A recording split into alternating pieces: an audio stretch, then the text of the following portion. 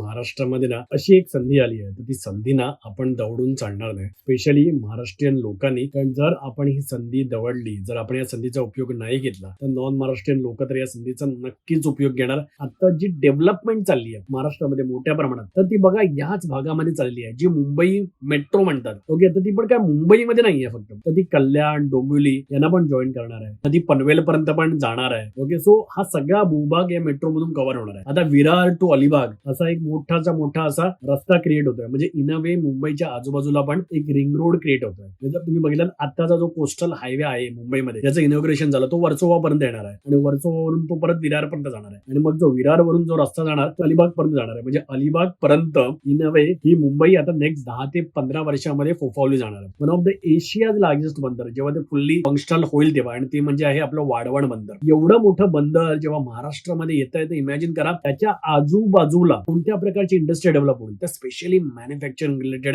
Industries develop होतील. कारण का सांगा, कारण बंदरामधून ना मोठ्या प्रमाणात माल पटकन एक्सपोर्ट करता येतो आणि या बोटीमध्ये जर आपण आपला माल एक्सपोर्ट करू शकलो जगामध्ये, महाराष्ट्रासारखं राज्य जे या देशामध्ये ऑलरेडी नंबर 1 वरती आहे, तर ते जगामध्ये पण नंबर 1 बनू शकतो. अशा प्रकारचं पोटेन्शियल आज इथे डेव्हलप होत आहे. संपूर्ण व्हिडिओ पाहण्यासाठी प्रगत लोके टॉक्सच्या YouTube चॅनलला व्हिजिट करा.